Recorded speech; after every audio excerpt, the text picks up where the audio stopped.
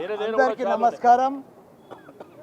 ఈరోజు మా మేడ్చల్ నియోజకవర్గాన్ని మొత్తం రూరల్గా ఉండే మున్సిపాలిటీలు ఉండే కార్పొరేషన్స్ ఉండే సర్పంచులు ఉండే ఎంపీటీసీలు జడ్పీటీసీలు ఉండే 220 మంది కార్పొరేటర్లు కౌన్సిలర్లు ఉండ్రి, 61 మంది సర్పంచులు ఉండ్రి, 5 మంది ఎంపీపీలు ఉండ్రి, 5 మంది జడ్పీటీసీలు ఉండ్రి. అటువంటిది మొత్తం మటాజ్ చేసి 16 మందికి తీసుకొచ్చిరా మొత్తం.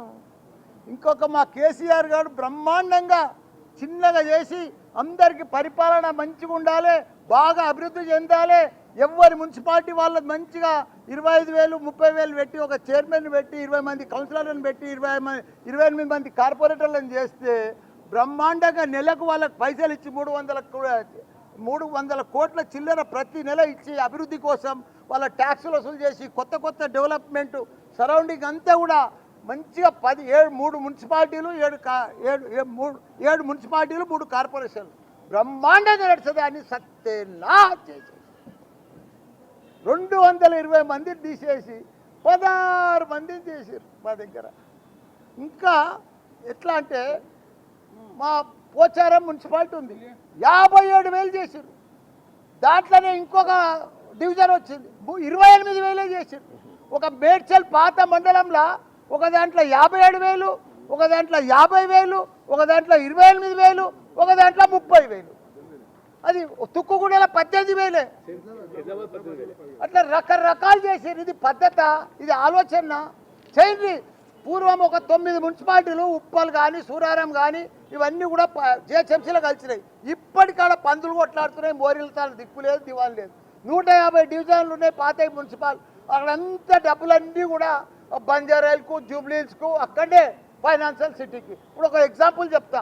మా తాను ఇంకా కీసరా జిహెచ్ఎంసీలో కలిపారు. ఇంకా రైతులు ఉన్నారు, బెంకటీలు ఉన్నాయి, మోరీలు సరిగా లేవు, బాత్రూమ్ సరిగా లేవు, దాన్ని తీసుకుపోయి జిహెచ్ఎంసీలో కలిపిరా.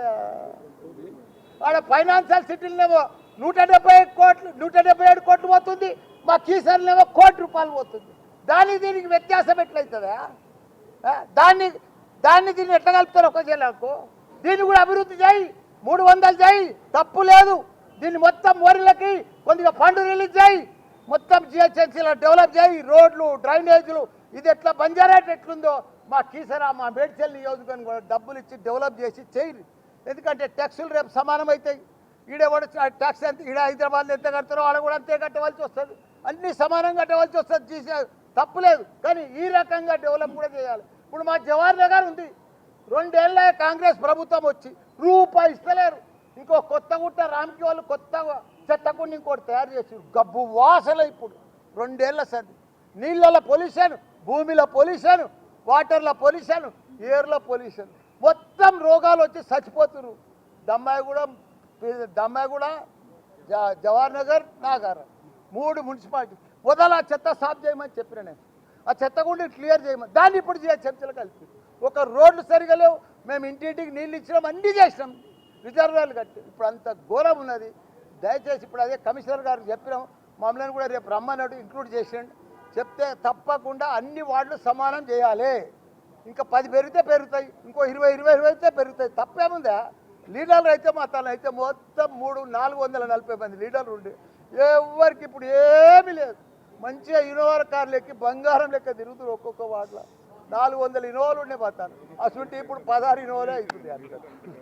అంత ఘోరమైంది. జిహెచ్ఎంసీ చేయండి, అభివృద్ధి చేయండి, రింగ్ రోడ్ చేయండి, జిహెచ్ఎంసీ చేయండి. కానీ డబ్బులు ఇచ్చి అభివృద్ధి చేసి ప్రజలకు బాగా డెవలప్ చేసి రోడ్లు డ్రైనేజు పొల్యూషన్ లేకుండా చేసి జిహెచ్ఎంసీ కలిపిర్రు కదా.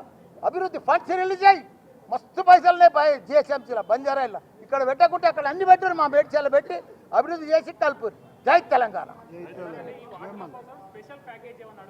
అడగాలి కదా, లేదు ఎట్లయితుందా? నువ్వే చెప్పు. వాళ్ళ మోరీలే లేవు, బెంకటీలు ఉన్నాయి, రోడ్లే లేవు. మేరీ జవహర్ నగర్ మేరీ రమ్మ, దమ్మాయిగూడెం చైర్మన్ రమ్మ, చెప్పమ్మా ఎంత వాసన ఉంది, ఎంత